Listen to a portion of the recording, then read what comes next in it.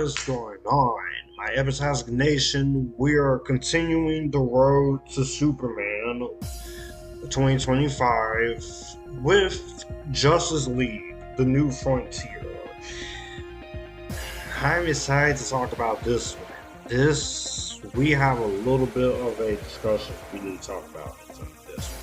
This one is directed by Dave Bullock, and this is based on the comic book by Darwyn Cooke, as well as characters from DC Comics.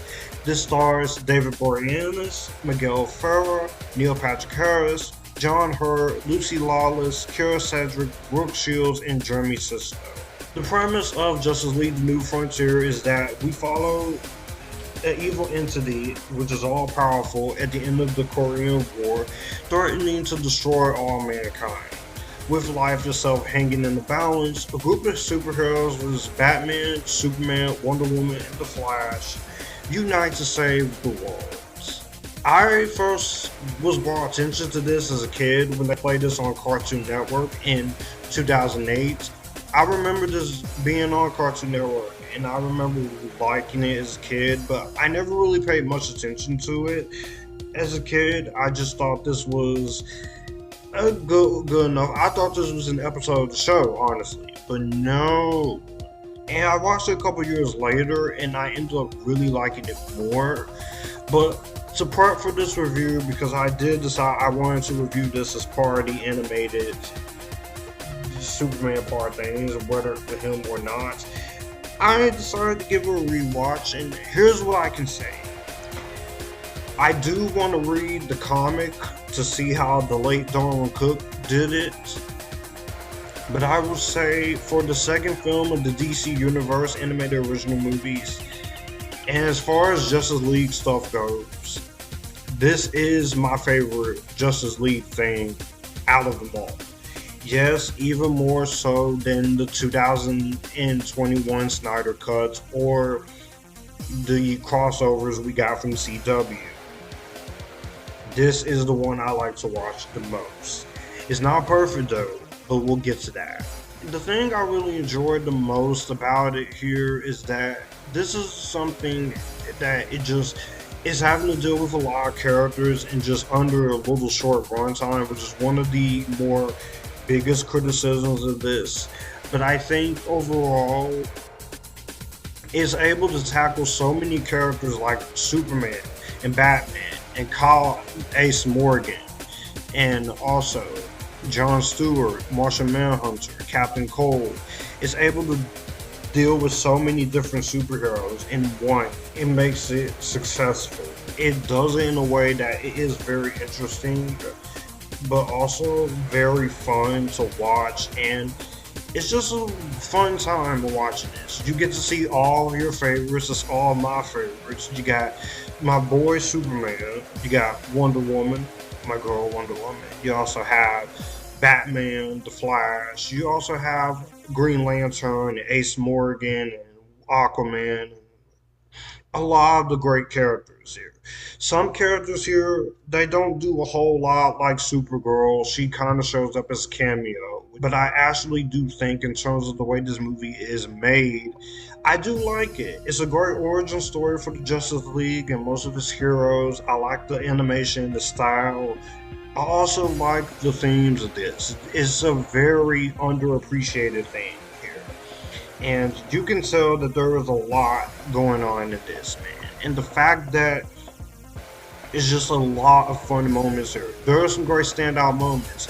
You have Batman threatening Martian Manhunter, which is one of my favorite scenes, and it's a very fun moment here. It definitely has a lot of entertaining moments here with the Space Monster Freak here. Also, this has some of my favorite Superman speeches in here, and it's very motivational, very inspirational here. You also have some moments here where you think Wonder Woman was gonna get hurt here, but I actually really like the fact that she doesn't die. You also have a great Martian Manhunter speech that is just really great here. And the Flash being very smart here, where there is a lot of versions where he is. He's very fun. And Superman makes you want to believe in a better way, as he should, which he definitely is a standout here, since he is one of the leaders here, right next to Batman and Wonder Woman. And for the comics, I will say this does it justice. It really does pay loving respects to what Darwyn Cooke did there. The animation is great and epic in scale for 2008. It's not some of the best action sequences that you'll ever see, but overall, I think it really does help make it fun. And the action scenes are fun enough. You get some great action with Superman and Wonder Woman and Batman. Batman doing it is what he does, but Superman, you're getting to see him be awesome and be kick-ass. So that's one of the most favorite things I actually really quite like. The fact to see Superman getting really overstay its welcome. Pretty good, entertaining moments here to back it up. Also, top that off with some good direction here by Dave Bullock and Stan Berkowitz writing it. There is a little bit of a flaw in terms of this movie, which I'll get to. But overall, I think in terms of what the movie sets out to do, I think it does its job very well. I think it has to do a lot to make it fun. There is also some great moments of origin stories with Hal Jordan training under Rick Flag, and also have Slam Bradley and John. Also seeing how the end of the Korean War goes on. But in terms of the villain of the century, I like the way they choose to handle it. It's not as fully developed as it could have been, which is one of my issues here, but I overall think it really does help this in terms of what you can do. Besides the direction of writing, I do like the music in here. It's a very epic score, especially the main titles. You also have some great moments like the new Green Lantern and the thick of battle, and even the end credits and the victory music by Kevin Massey. It's a great score. I really do like the score in this, and it just makes you wonder with this James Gunn universe if this is what he's going for. If they ever do a live action take on this, I would be for it with these same characters, and some added ones like Supergirl getting some play, Batgirl getting some play, or whatever. But it'll probably be like 145 to 139 minutes. So that's one of the more interesting things when it comes to here. Voice acting, I love her. Like, you have some of my favorites in this. We got some good ones here. Like, Kyle MacLachlan is great as Superman. David Boreanaz makes an awesome Green Lantern. I've loved him as an actor ever since Angel and Buffy the Vampire Slayer. Neil Patrick Harris, I'm not usually the biggest fan of him unless you use him properly, but here's the Flash. He's great. We got Lucy Lawless, who she was going to play her in one of the many failed live action attempts. The Xena Warrior Goddess herself. Y'all know what I'm talking about. It's a cassette! Oh, okay. Oh, come on! I'm just saying! I get it. No! I get it. She puts in great work as Wonder Woman. Lex Lane does a good job as Aquaman and Rick Flag. Kira Sedgwick is a great Lois Lane. Brooke Shields is great as Carol.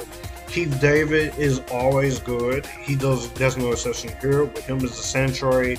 We have Robin, Vanessa Marshall. The late Miguel Ferreira plays Martian Manhunter.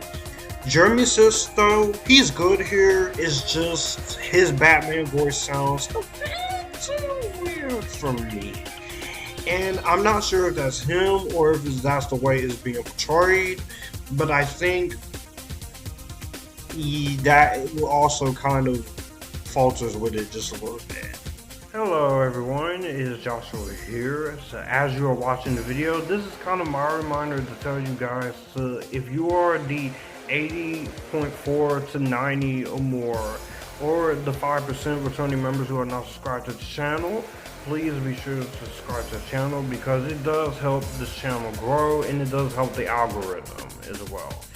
Also, if you're listening on Spotify to any of these reviews or live streams, please be sure to drop the 5-star rating on Spotify, on Epictastic Live Podcast, and comment your thoughts. With that being said, I click you back and enjoy the video. In terms of some issues, sir, the only real issues I can really say when it comes to this one is I wish there were some characters that did get a lot more to touch on and we got to know more of. That way I could really feel for them in the situations like this. So I definitely can say I really enjoy them. So that's one of the issues here. So I will have to say this right now. As much as I did enjoy some of this villain stuff and the story overall, I did wish this was a lot more longer, like 90 minutes to 100 minutes, because that way we could fill in a lot more time with some stuff. And I understand this is an animated DC project, so you're not going to have as much screen time as some of the worst or some of the best films. By condensing the film to 75 minutes, it kind of was like so much doesn't get resolved. Either you could make this a 2-part or a 3-part at the max. For my favorite Justice League movie, even though I love the live action Justice League movie that we got, I do feel like we could get better. And this is just another one that's good here. This is the one that captures the Justice League. It's a great origin story with some great animation, some great moments of fun, and overall just works a lot for me. So if you are a fan of Superman or these characters, I would say definitely check it out. Of course, you're going to have some issues with it, but if you love the graphic novel, you'll be satisfied with this until they do a live action attempt. I'm going to go ahead and give this one a highly recommended to an Epictastic. So in the comment section down below, what did you guys think of this one? Did you like it? Did you not like it? Or are you somewhere right in the middle? On my social media links to the description box down below. If you'd like to send money to my Cash App or Chime, you can do that as well. Also, my Amazon wish list is down there if you'd like to send me anything down there. As always, acknowledge me, stay Epictastic, join the Epictasticness, and you guys keep it cool. Well, that's going to do it for the video that you just watched. If you want to see more, my channel icon is up here. If you want to see more content from me, all my social medias are right here in this end card. I will also leave a playlist and a video here for you to see what the channel is about. As always, acknowledge me, stay Epictastic, join the Epictasticness, and you guys keep it cool.